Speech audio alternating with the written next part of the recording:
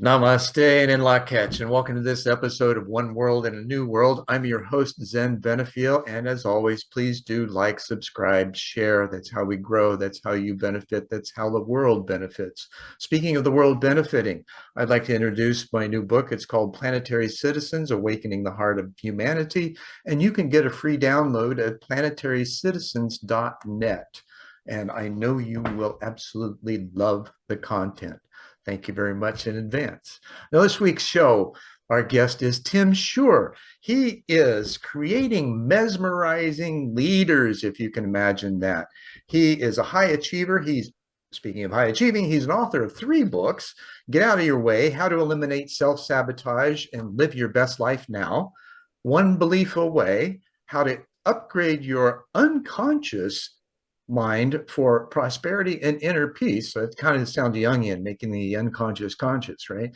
And Losing Weight Without Losing Your Mind, the missing ingredient for easier weight loss and a happy, healthy body.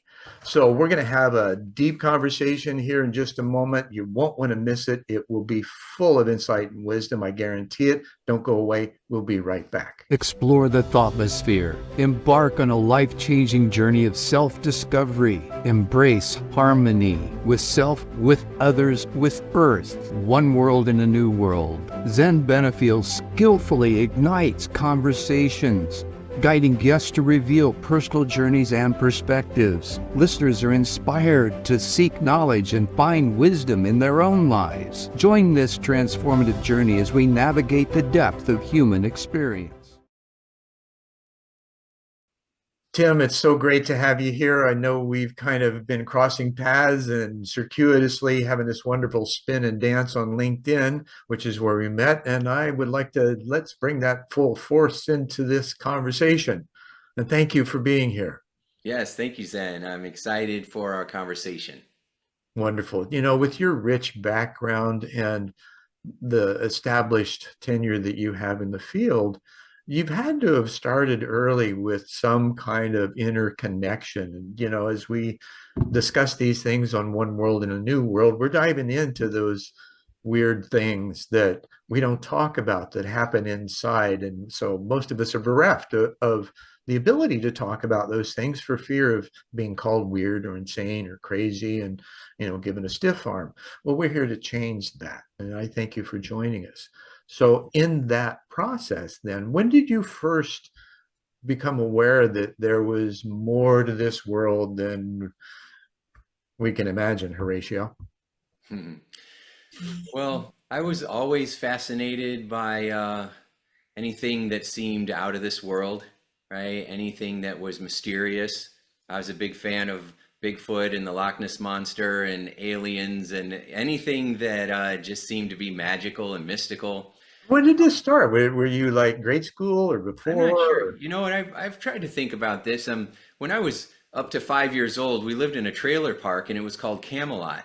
And so Oh, I had this how idea of fitting. growing up in Camelot, like King Arthur, Right. right? And so I was always attracted to castles and stuff like that. I don't know where exactly that came from. So maybe that was my It's earliest just memory that growing up. imprinting of being, you know, in Camelot, right? You're Yes, as you grew in your awareness of what Camelot meant, that would yes, be a natural, you know, extension, it would seem. that's right. That's You right. know, I got imprinted with that idea of the hero archetype and thought, sure. this would be something that I would want. The heroes always seem to be brave, or if they're scared, they were full of courage and they could rise up and win the day. And I always Yeah. had so much fear and worry and anxiety, and so I thought that if I could figure out how to rise up and win the day, that would be something pretty special. Oh, sure, absolutely. And you know, and courage is just fear that said its prayers, right? Hmm. You step into it. Now, in that, there was it already seems like there was this connection to a larger mindscape of, I like to call it a thoughtmosphere, where this repository of information is. And when we were curious enough to ask the questions, it seems to open doors, Mm, right? And out of nowhere, we get information. yes. Do you remember having any of that kind of experiences in your youth where you had this bizarre question that all of a sudden something randomly showed up to answer it? Hmm. That's a great question. People ask me a lot of times why I ended up doing what I do, right? Helping people, freeing people from anxiety and trauma from their past, and uh, and my answer was always because it wasn't altruistic. I wasn't trying to save the world or help other people. I was trying to get rid of my own anxiety. I was trying to You get know, rid of that's my funny own that you mentioned that. spiritual worries. Hmm. As coaches, consultants, we often do the things because we're in process of it. We teach what we need to learn.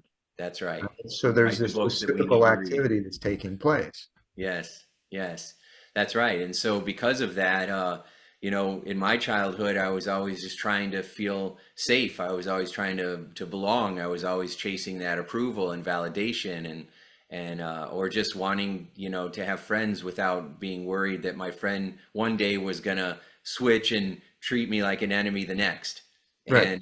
And so always so much conflict and uncertainty, and with friends or even in the even in my family, not my immediate family, but we had relatives who struggled with alcoholism. So there was always fireworks or some crazy thing happening. And then when I was 12, my dad worked at a steel mill and got blown up in a fire, in a big explosion. He survived it, but he was full of scars. And so Sure. we went through that. And so there was always something just kind of yanking the rug out from underneath me.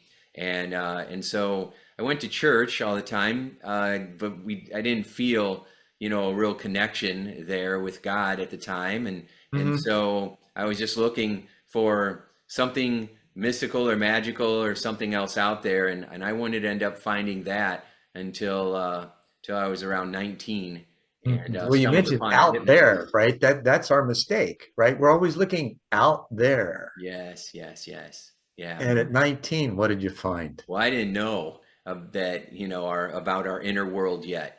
Hmm. And when I was 18, I went to school for psychology, and I discovered the library. And in the library, I discovered this self-help section where it had all these audio tapes, these books on tape, and they would let you rent them for free. And, Hmm. because I didn't have any money, and I'm like, what? I can just take these out for a couple of weeks and listen to them, right? So I'd walk out with stacks of these audio books, and I would just listen to 'em. I would go for walks. I wore out this Walkman that I had, and I would just walk and walk for hours at a time, and I would take the wisdom of these people that spent their life wanting to help others while they helped themselves, and ended up really, that was the door to opening, or the door to personal development for me. Hmm. And then the next level for me happened when I was a sophomore in college. I was in a counseling processes class, and they were bringing in guest speakers to talk about their modality, and one of them was a hypnotist. And I didn't know anything about it except that, you're going to cluck like a chicken or And now whatever. you are one. And now I've been one for 33 years. Right. Yeah. So, but at the time, I thought it was silly, and they asked for a volunteer, and I raised my hand because I thought I would make the class laugh. That was my thing, being the class clown. And Mm. so I went up there, and he said, "Now just listen to me, and within a few minutes, you're going to feel great." And that's exactly what happened. Within a few minutes, I felt this peace that I had never felt before. It's like that knot in my stomach went away for a little while, and I'm like, "What is happening?" Right. Right? And because I did a little bit of Dramatic talk change therapy, too, right? it did, yeah, yeah. And it was cool too because I was aware of what was going on. I could hear my classmates laughing, but I didn't care Right. because I was so Well, you in in a my own safe mind. zone, the Mhm. hypnotists and especially hypnotherapists, they provide this psychologically safe and intellectually humble atmosphere, which is what I try to create with the show too. Not that I'm trying to be hypnotizing, and Right. yet, there's this space that's created Yeah. for the participant to just relax in. Yeah. Yeah. Yeah. And that was created, and that's what I did. I relaxed in it, and then he told me I'd feel great for about a week, and for about a week I felt great, and then it wore off, and then my anxiety came back because I was good at doing anxiety, even though I didn't Uh, know I was doing it. I thought it was happening to me. You brought up the just a phenomenal point of order in how we take in others' projections and make them our own. We Yeah, believe them, and you're unconscious, right? He told you you'd be okay for a week, and then yeah, that week is like, okay, I'm not okay anymore because I listened. right? And I took that in. So that's where, we've got to be careful in the words that we use, the scenarios we set up, whether we're doing hypnotherapy or just talking to somebody, That's right? right. That we're trying to help, that this notion of what we hear and take in and make our own is really a subtle process, and yet one that we need to be aware of so that it doesn't happen, first of all, right? We need to have that freedom. How did you revisit that and then find freedom in that to move yourself to this uh, absence of anxiety state? Well, that was a Or did you? journey. That was, yeah, that was a journey for that to happen. Follow up on what you just said, though, a lot of, it's very important the story we're telling ourselves and be aware of the suggestions around us that are coming to us all the time, especially now with social media, with our phones and our computers. We have messages coming at us 24 hours a day, and we've got to be very aware of that. But a lot of the core programming that's driving our behavior was absorbed into us from those suggestions, from the experiences that we've had, from the beliefs that our brain, because our brain's always trying to make sense of things. And so when we go Right.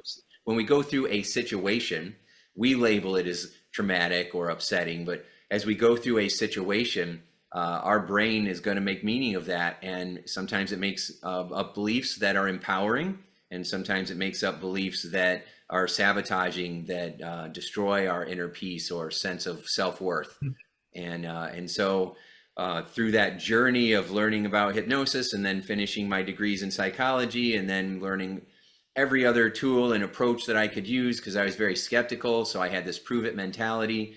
I just tried every technique there was, and then You're from Illinois, not Missouri. yeah, from Indiana, but I was Or close enough Indiana, to the show sorry. me We're both, state. that's right. That's We're both right. Hoosiers. That's right.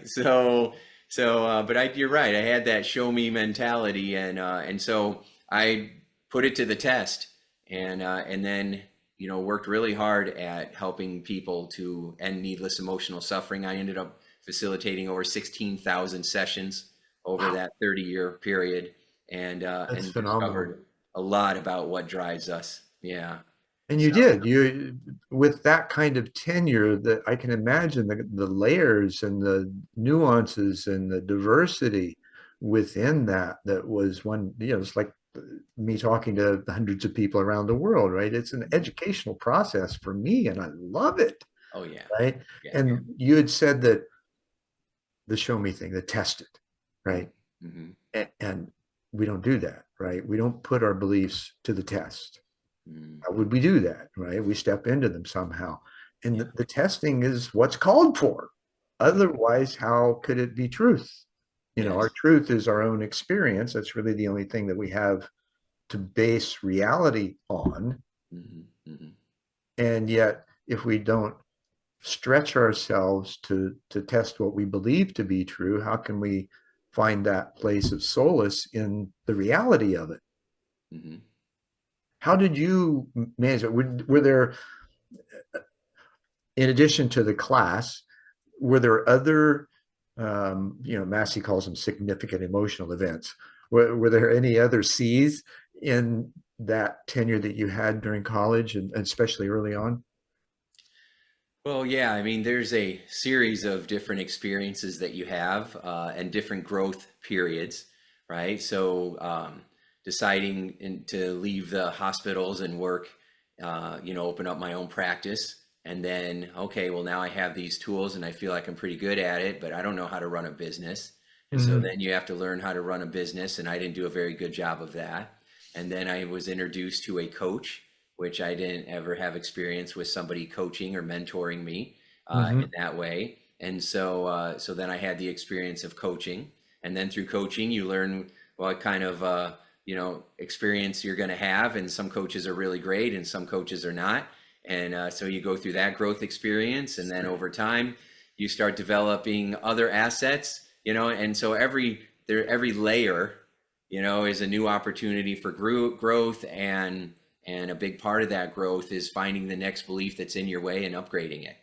you know. Right. And so I'm like a belief hunter, and I Or teach other people dissolving to it, be right? belief This hunters. now, do you find Mhm. that um, there's some beginnings of conversations about recursive systems in Mhm. regard to this transformation or transcendence in consciousness and awareness that humanity's in process of now. We've got all the signs, we had all the, the earmarks that something huge is going to happen, especially with COVID.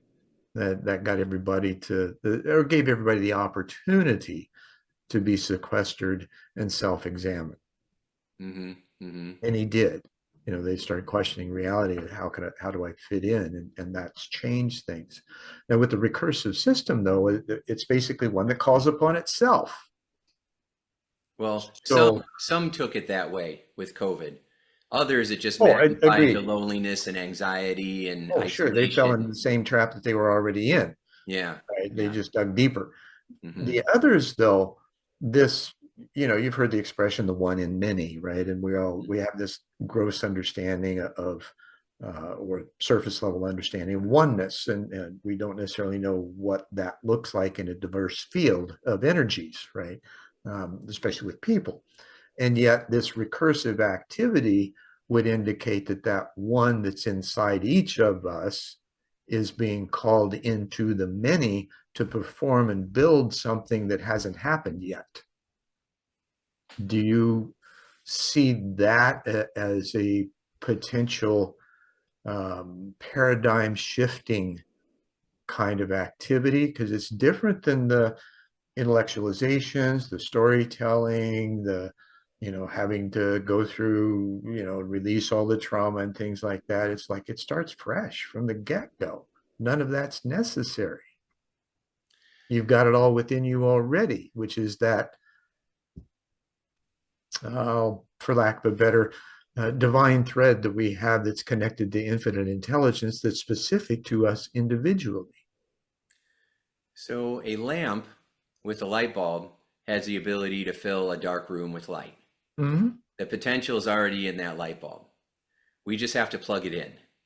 And you can tell people that you have the potential to shine and to shine brightly. You just got to plug into your source. People don't know how to plug into their source. And sometimes, a lot of times, when you tell people that they already have everything they need and they just need to plug in, it can make them feel worse Oh because yeah, yeah, it yeah, yeah. reinforces that Well, belief that, I'm not enough or something's wrong with me or, why oh haven't yeah, I done this imposter already? syndrome on steroids, right? Yeah. So, you know, I think that there's always evidence that some people are evolving, and then there's lots of evidence where we're not, and we're just going through the same endless circles. And COVID certainly was a way of getting us to pause and stop and get off the crazy train. For Mhm. some of us who was just going and going and never saw an end to it, and then to be able to just stop and breathe and relax and reassess our values. Although that caused a lot of pain, there was a lot of opportunities and blessings.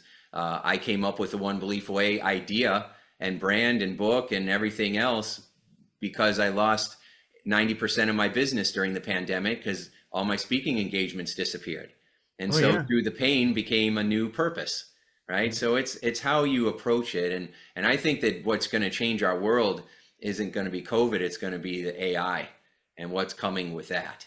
I think it's agreed, and I think it's going to be beyond AI because this is an intelligence that it's not in a box, it's not in a cloud, it's connected to everything, Yeah. and just as we are, Yes. right? We haven't got that dimensional space intelligently absorbed yet, even though quantum physics is saying, hey, everything's energy and there's all these bandwidths and there's frequencies and all these kinds of things that are available in them. And even the Hindus, thousands of years ago said there's something called the sabda, the sound current, which at least for me, it's present most of the time or all the time now. How I found it was in the depths of the silence, right? That we seek silence, and yet there's still a sound there. Mm. Yeah. And that seems to be where that plug-in occurs. And yet the neuroscientists say we get 70,000 thoughts a day, and I would say 3/4 of them are self-deprecating. Well, if you can eliminate those, that's a lot of space that you've now got. Mm, that's right. That's right. Now, how in this evolutionary process that you went through, and you've seen others, what do you feel are the key elements that most people are addressing, and how those key elements play out in a larger picture, or individually, however that feels appropriate to address? Well, I think that, when people are calling me up, they're feeling stuck. They're feeling blocked.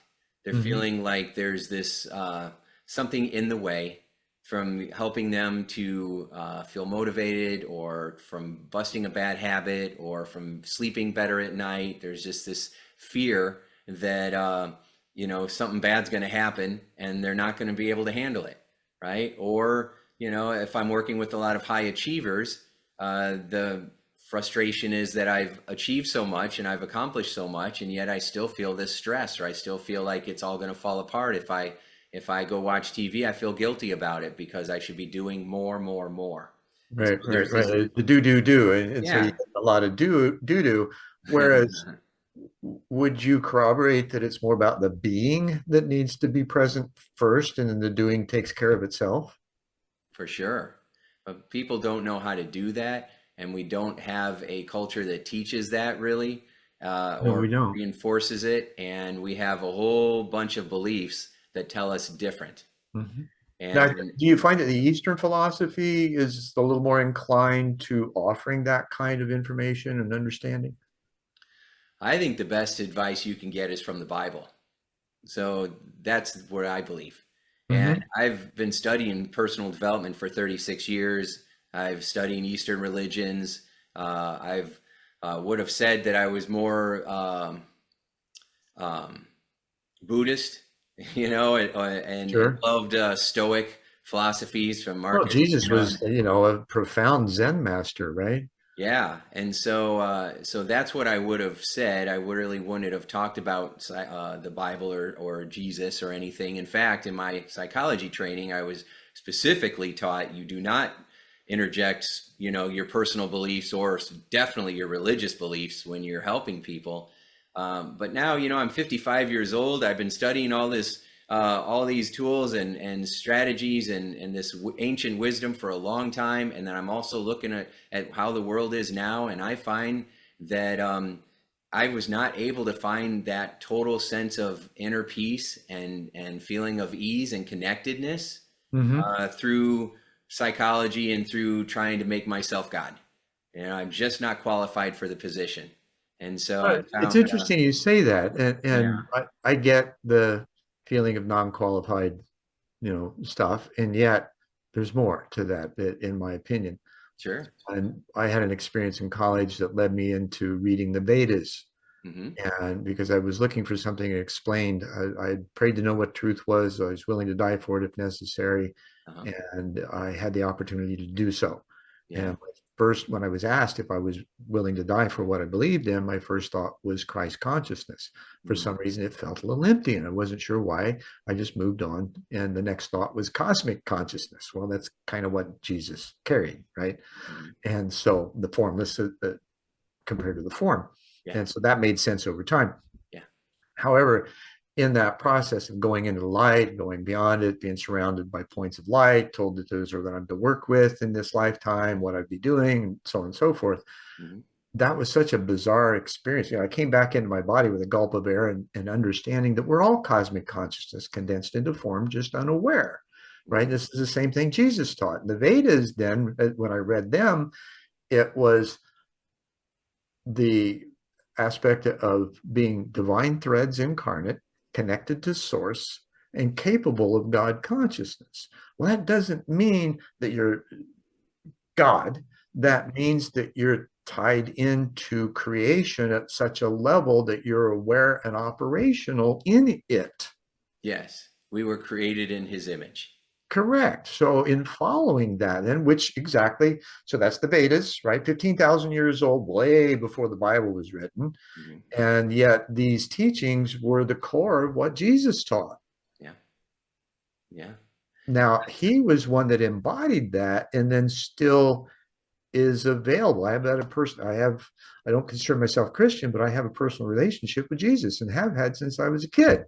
Yeah. He's even appeared to me, talked through me to a group of people. Some of them even saw him. Now, Mhm. that's an incredulous experience that, presenting that to Christians, they're like, well, wait a minute, and yet the belief that it's possible is there.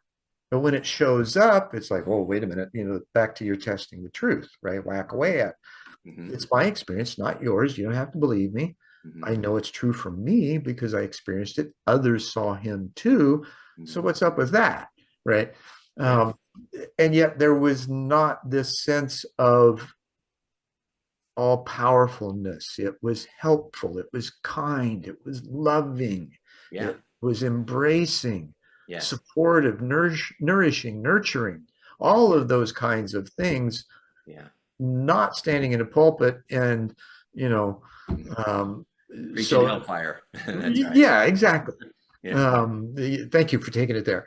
But that's essentially what happens. So now that we know this and how, and I have a sense you do too, because you kind of practice it in bringing that sense of safety, security, transcendence from anxiety to your clients. How would you see this being more fully operational on a large scale? What might you see as indications that it's happening in society or even within your clientele? Well, that's a great question, and I think that uh, that it is happening because of our ability to communicate with more people. Uh, our language is being upgraded, Mhm. and people are talking about our mental health more than ever before. And people are understanding how our mind works, and we're getting more clarity in the power of our beliefs and the power that's within us, and uh, and so I think that that's going to continue to evolve. Um, it's interesting. I read a study that people are going more to ChatGPT, the AI tool, for therapy than for any other use. They're going to So ChatGPT and here's that saying, "Hey, connection, yeah, right? I'm It's depressed. What got do all I this do?" Yeah, information that can provide. You just have to ask the right questions, and it's more than willing to participate. It's even curious. yeah, And it's got a high level of emotional intelligence. Now, hmm that's the other thing, not just the mental health. It's not just about our minds, right? It's about our emotions. yeah, And there's nothing addressing, or very little addressing emotional health, yeah. because that's where the triggers start. And then the mind takes over with the existing patterns and programs and all that kind of stuff. And it just exacerbates everything. Well, the beliefs are driving the feelings. Yeah. So, it happens fast and at an unconscious level, but our feelings are being driven by the beliefs and the stories that are floating there at the unconscious level. And so Mhm. when you're upgrading your mental health, you are upgrading your emotional health. Uh, True. Now, what about, so prior to all of this, there's a sensation, right? As we know with quantum physics, everything's vibration. So mhm. our bodies are transceivers. We pick up on that energy in the moment and have a moment as well before the processing begins. So there's a sense, there's a registering Yeah. in the field. hmm And then based on how we have previously extrapolated that sense into whatever belief that we have, hmm that's the first place that we go. Is there a way to hit a pause button in between or to become that aware of what's going on within us to do so? I mean, when you ask the question, it creates the possibility. Yeah. And so I'm always open to yes, there's a possibility. How we do that, I'm not sure. I agree that we have our our heightened awareness and our energy fields, and our body is recognizing stimulants before we have any conscious Right. awareness of But it. we're taught to live from shoulders up. We don't know, the body's an instrument. We don't know how to tune it, let alone play in concert. Well said. That's exactly right. That's exactly right. If people were more connected to their heart and out of their head, I think they would have a more fulfilling life. What do they say? The longest journey is 18 inches. That's right. Right. But often the way to get to their heart is you got to go through the head, because that's what stores the beliefs. And, because you can have a feeling emotion. And if that feeling emotion creates a new belief, then it will last. Right. If you have a good feeling and the beliefs don't get upgraded, then you go right back to where you were afterwards. Sure. Which is why So what do people you get do with addicted. that? Do you create a new logic train for them to use when that happens, so that they can, jump on the caboose and be led someplace that's Yeah, I actually create a new emotional experience, right? a new that leads to a new belief, and then we reinforce and anchor that new belief and feeling together, so that when they're in situations, when they experience stimulus like that again, when they're in a similar situation, they're responding in a new way, which Hmm. will influence how they're feeling as well, Sure. energetically, because they don't have to feel scared. They could feel excited, like stage fright. I used to be horrified of speaking in front of a group. Now I love it. So I have a different sense of Interesting change, right? experience, right? A whole different way of showing up. Perfect example, if I may share and digress for a moment. I had that experience in college, and then following year, I had some um, interesting challenges. I got beat up at a frat house, ended up in the emergency room. My parents decided it was time for me to have a little respite in the psych ward. Mm, And trying to, talk to somebody about my experience to get them to give me feedback, not diagnose me. yes. Yeah. And in that situation, I got diagnosed and drugged. As Mm-hmm. a result, I finally told the doc what he wanted to hear so that Mm, I could proceed, which yes. was, I felt, a lie, Uh-huh. and at least a partial one anyway. Uh-huh. And then when I got out, I would literally shake so bad on the inside because I was afraid of saying the wrong thing and getting put back. That's right. But I was so afraid that my body would tremble. Oh yeah. And that was so embarrassing, especially around friends. It's just like, what's going on, man? And it's like, you wouldn't understand, right? So, Yeah. Body keeps the score. That's for and sure. yeah, and to take that to the point of being able to get up in front of people and talk to them, play music, sing, dance, do all those kinds of things without feeling that anxiety, which I do today. I have a lot of fun Yes. because life can be fun when you're not attached to all the stuff that you think Mm, people are thinking, or that you feel like you might need to be for them, yes. instead of just being yourself. Yes. And Yeah. how do you be yourself? How do you engage others to not necessarily pull them out, but to open the door for them to experience a greater part of themselves that's free of that anxiety, that's anticipating things rather than being anxious about them?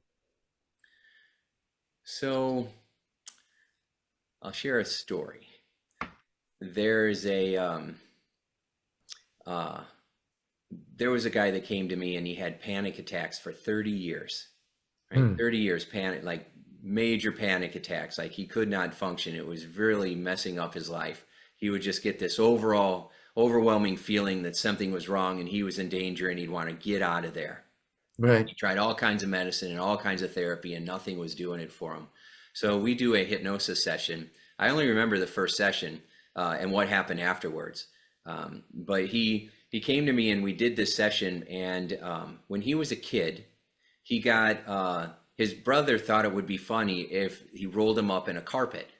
So he rolled him up in a carpet, and then he heard his mom coming. The brother heard his mom coming, so he ran out of there, and the kid was left in the carpet, and for like a half hour before mom finally found him. So Oh he's my. in there, he can't breathe, he's screaming, he's trapped, Oh right? yeah. And of course, you can imagine how horrible that would be, right? And so it doesn't matter what the experience is. You felt the same way. You got beat up twice, right? First in the frat house and then in the hospital by Right. adults who are supposed to be taking care of you. Of course, you know, you had to go through that to become the amazing guy that you are now. Your level of intellect and compassion and the deepness of your questions, right? You have to go through traumatic experiences, it seems, to be able to come out with that kind of awareness. You don't. Diamonds aren't formed with feathers. No, no. The experience is the teacher. Yeah, that's right. You can't So learn it without it. right. So this guy's, you know, has those feelings. His fight or flight response is amplified. Anytime he thinks he's in any kind of situation where he would feel trapped, paralyzed, you know, in danger in any way. And of course, the brain starts generalizing that. Danger, You know, Will Robinson. yeah, exactly. The robot. And so, you know, it starts generalizing where all of a sudden you're agoraphobic, right? You can't leave the house. Before it was just, you know, I'm afraid of carpets, you know, or I'm afraid of small spaces. I'm afraid of elevators. Then I can't fly airplanes, and then I can't get in the car, and I can't drive on the highway. And then pretty soon, you know, it's I can't It be just in a builds and room. builds and builds and builds and builds. So it gets reinforced. Right. And so we did a session. What we did was we went back to that moment. He freed himself from that carpet. He threw his brother across the room, although we don't focus on violence. You know, we focus on love and forgiveness. Right? Sure, sure. But he took his power back, and he had a redefining moment of, even if he's in that situation, he had this sense of peace.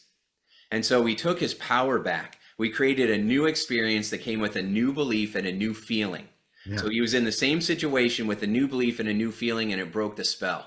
Sure. He came back the next week for our session, and he was in tears. So I'm like, oh, must not have been a good week. Right. But it was tears of joy. He said, I haven't Joy had and a panic gratitude, attack right? the whole time. I haven't had one panic attack the whole time. It's like it's completely gone. I felt a sense of freedom and a feeling of peace. The next morning after our session, I woke up and this heaviness had been lifted. He said, I haven't felt this level of joy and peace. He says, I can't believe it. I don't understand how it's like this and what's going on. But I'm just so thankful. And I believe that it was because, you know, a 30-year deeply reinforced and re-ingrained habit gone, broken in one session, in a 30-minute session, because we went back to the moment, the initial sensitizing event, and we restructured it, and we created a new energetic experience. And as a result, it created a new vibe that was so desired and wanted that it just took. Yeah. Oh, that's amazing. And congratulations. And good for him too. That's just phenomenal. And we do operate habitually. Mm-hmm. We don't necessarily recognize it. You know, sometimes, and I'm kind of crazy in this way, I'll recognize a habit that I've just become aware of. Mm-hmm. And as soon as I recognize it, it might be a good one. I'll still change it. Right. Just because. Why would you change a new one, a good one? Something a little better. Right. What can I add on to that? Nice. Right. Value add, if you will. Yes. And what would that do for you? Oh, it would give me a sense of accomplishment. First of all, a greater level of awareness and operational capacity because of it. Because I love to do stuff. I'm comfortable with my being. I know myself well. Yes. Have this depth of understanding and wisdom for me, right? Yes. Because I've had those years of self-examination, especially as a coach, right? If I don't have it, how good can I be to my clients? And your clients are also teaching you all the time, right? They teach me all the time. I'm always learning. Oh yeah, because they're another me, right? I'm always checking in with whatever I'm sure you do too. Whenever those things, you're always checking in with yourself because you look to self first to say, okay, where am I with this, and what can I do about it, or what would I do about it, and what might that offer to my client in just a conversation of that, or inquiring them, what would you do? Well, I don't know. What if you would know? What might that be? Yeah. Right? And they go, what do you mean? Yes. Well, you have this underlying belief that growth produces joy, and that allows you, or I don't know if allows the right word, but it gives you the incentive to want to grow and to keep always. It gives me permission. You can do that. Yeah. And permission, another way of looking at it. That's right.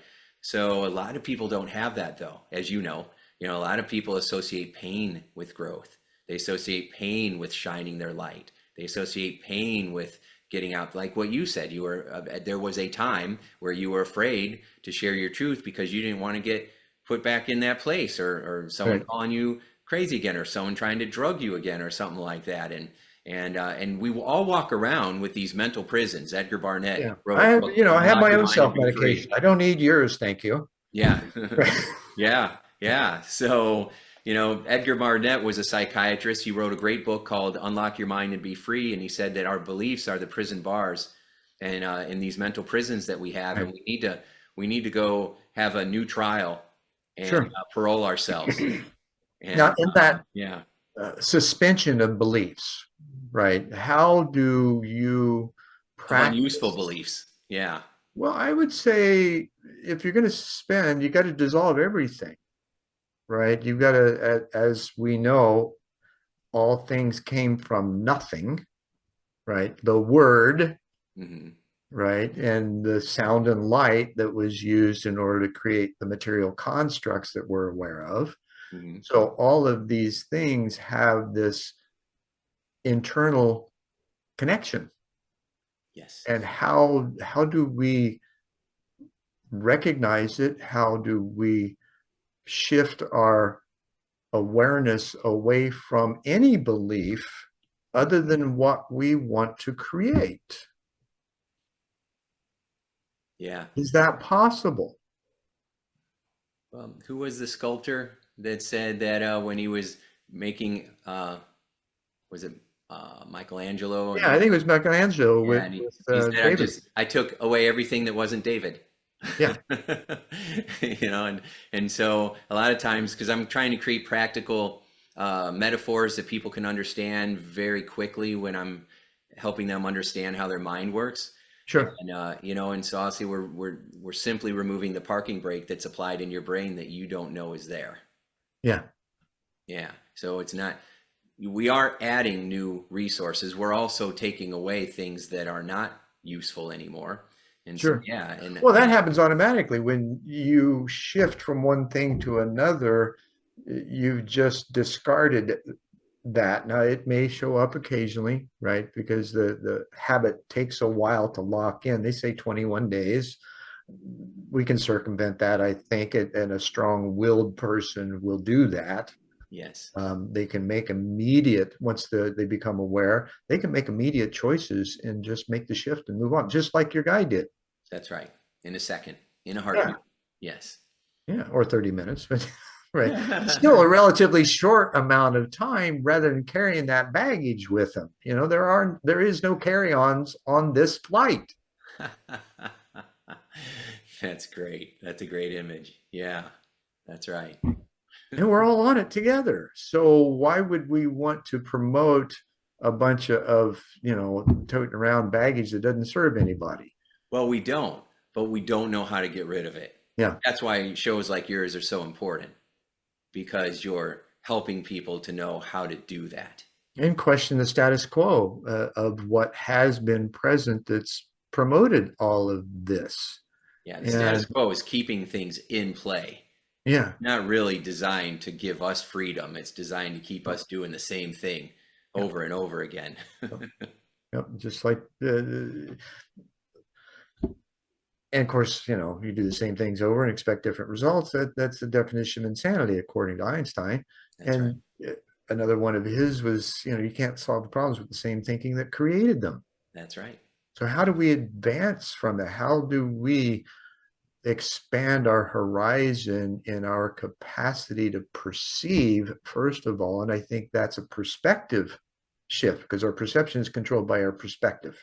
Mm-hmm. Mm-hmm. Is there a perspective that is ubiquitous, that can be tapped into, that is an avenue to shift or at least make aware of that belief system constraint that's present throughout the world now? right? Because the first thing and this is part of the process of one world and a new world, one world, right? We're on one planet. We are basically one family, dysfunctional as we may be, and Mm-hmm. yet we haven't recognized just how interconnected we all are. Mm-hmm. There are many ways of doing this, right? Just like there's many types of music, even though we all have the same musical notes. Mhm. So it's just whatever flavor resonates with you. For me, personally, for me, Jesus said, love yourself and love each other. And then the one belief away method that I am using is the fastest way that I know of to upgrade those beliefs so that you can love yourself more, so that you can then love others more. And so that's, upgrading, going back and upgrading our core foundational beliefs about ourselves and who we are and what we're capable of, and Sure. making ourselves feel safe and more than enough, using forgiveness to release ourselves from guilt, shame, anger, hurt, self-pity, and then developing a new set of resources so that it doesn't matter what shows up, you're able to show up calm and confident and resourceful. And I call it as you 2.0. Right. And then all of a sudden it doesn't matter what shows up. It doesn't matter what's going to happen to you. You're focused on what you're going to bring to the situation. I Hmm. call it, you're not playing not to lose anymore. Now you're playing to win. Right. Right. And that's it for me. One of the things that I found as well, and you're exactly right. That's the process that needs to happen. I found a really simple hack, I guess, for lack of a better, since you know, we're Yeah. talking about hacks today and life hacks and all of that. Uh-huh. Uh, I was having a moment in college. I was in an altered state and just full of anxiety, and then all of a sudden, I'm aware of my heartbeat in my fingertips. I looked down and I had my fingertips together. Mm-hmm. Mm-hmm. And as soon as I focused on my heartbeat, Mm-hmm. the anxiety disappeared. Mm-hmm. And then I started focusing on my breath and recognizing where I could take that sensation of feeling whole, of feeling connected, of feeling fearless Yeah. in that place. Yeah. And what came along with it was an in breath and out breath of I on the in breath and M on the out breath. Now, as a teenager, I found this. I've used it throughout my life. I've taught it to clients. It was one of the most simple, direct methods of focusing in the moment, letting go of all the crap, Yes. and allowing that emergence of that next step. Because you're there to serve in most cases, especially in the boardroom, right? You're there with a mission and a vision and a purpose. Yes. Yes. If you're there on a hidden agenda or personal agenda, then you're not really serving the whole. The job's the boss, and everybody wins that way. Right. So, how would that, in your profession, I would imagine you run into people, professionals that are trying to figure that out, how to be more present, how to be more of a servant leader. What are the kinds of things that you're finding is most beneficial to that lot? Well, the same thing. I mean, I love that. I love that hack, right? You're connecting with your breath, you're feeling your heart, you're slowing down, you're going within. That old quote, when you learn to go within, you never go without. You're right, right. And then stating I am kind of says it all. It's for people to get it. If you don't get it, you're like, what does that mean? Right? But it's I am safe. I am enough. I am loved. I am okay. Things are going to work out for me. Everything works out in the end. If it hasn't worked out yet, it just means it isn't the end. That's what it means. So that Right. in that moment, instead of going, I'm not safe, I'm not enough, I won't be loved, nobody will care, things are going to go horrible, which is what most people do in their heads. You're doing the opposite with that and using your breath and connecting with yourself kinesthetically, which is amazing. Mm. Another little trick you can do is look up. When you Yeah. look up, I found that it quiets the voice in your head because you go visual instead of auditory, digital, right? So you look up and then it quiets the voice. And if you don't hear the voice, you're not hearing the story or you're not asking the lousy questions. And so just by looking up and breathing through your nose specifically, because breathing through your nose will activate the relaxation response. Mm. So if you combine that and you look up and you're feeling your heartbeat, and you're breathing and you're saying, I am, right? And you combine that, it'll just It can It's amazing. elevate it if it even It needs is to. amazing. Yeah. So there are a lot of ways that you can shift your physiology and get around your thoughts so that you can feel more at ease in the moment. Because sometimes if you can't slow yourself down to do that, then you don't even have a chance at getting a hold of your thoughts or being introspective because you're just too wound up. Right. So yeah, which is one of the reasons why I like the Like a hypnosis because caffeinated octopus. that's exactly right. And so, this is a way of slowing it. That's why I like the hypnosis because it kind of slows you down naturally, Yeah. and helps you feel a little bit more at ease. When it comes to the boardroom or when it comes to working with company leaders or presidents, it's the same thing. They're just people, right? And a lot of times their story is that I don't have anybody where I can just kind of dump my poison, somewhere where I can just tell my truth or share what I'm going through because I'm a public figure or because you can't trust people. I mean, I've had people who, their voicemails were always monitored.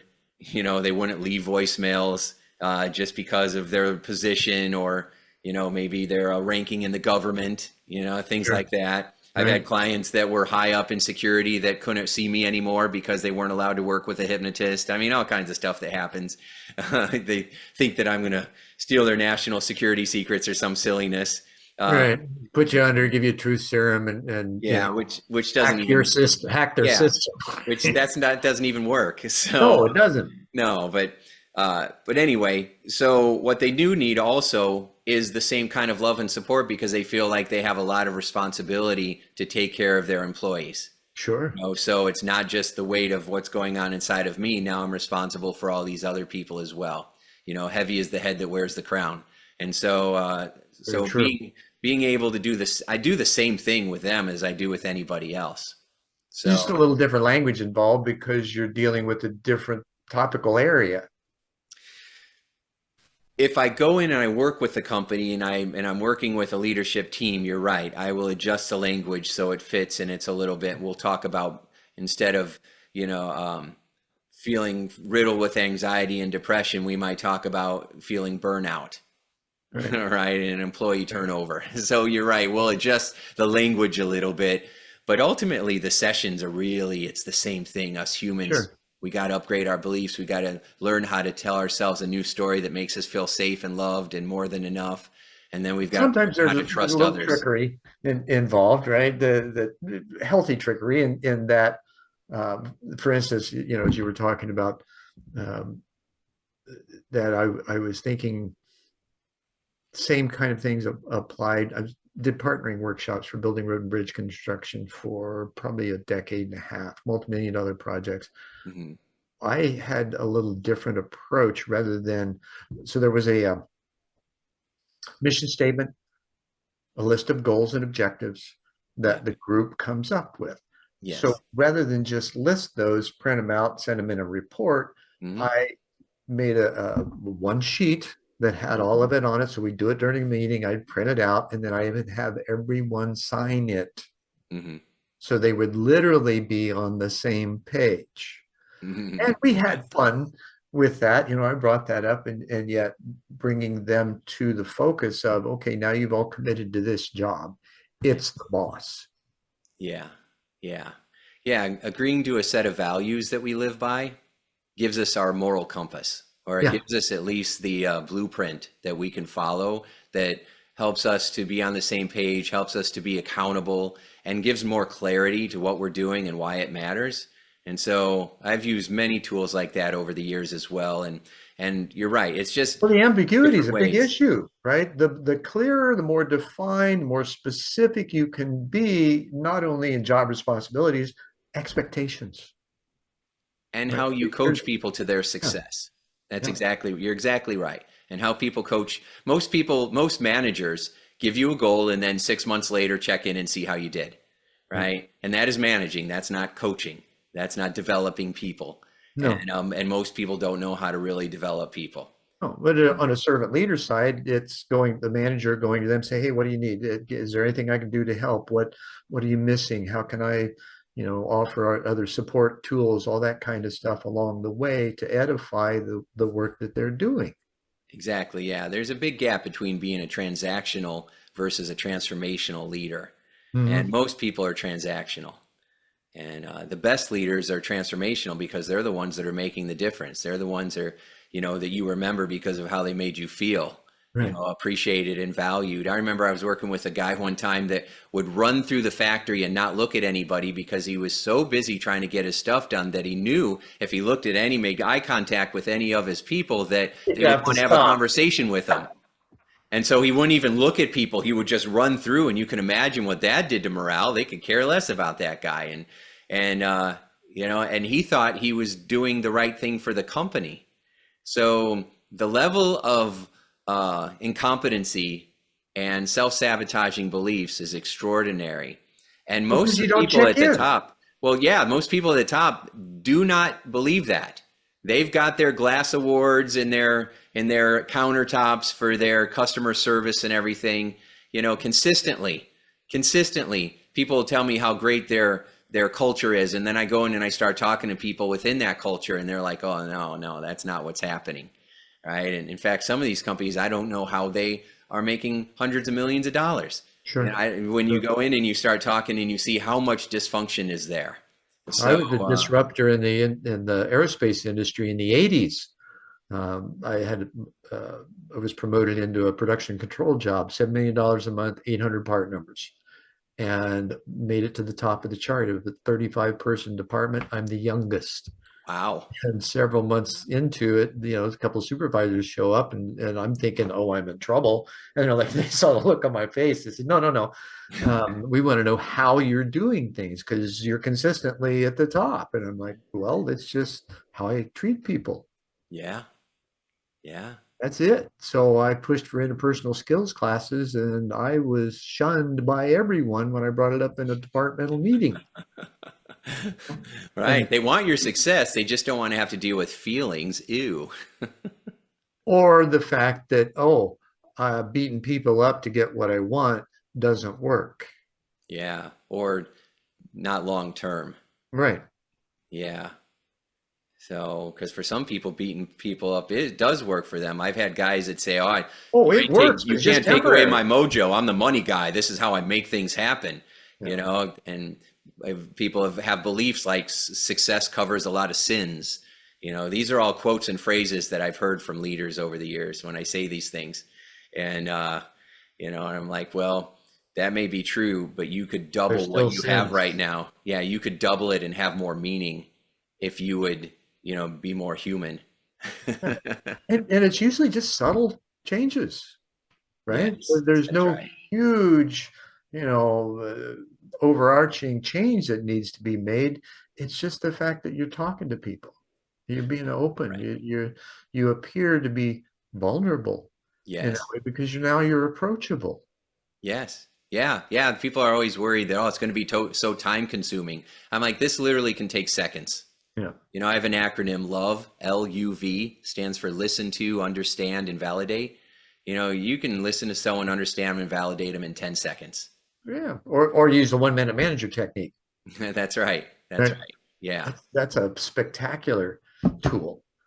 Yeah. Uh, Yeah. And for those of you who don't know it, it's 1 minute. You have 3 sections. It's praise.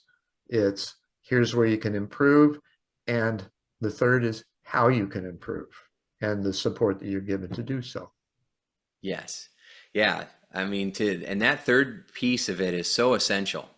Mhm. The first piece of it is huge because a lot of people just don't even give compliments. And a lot of what I've found is that a lot of tough leaders never got compliments, so they don't know how to give them.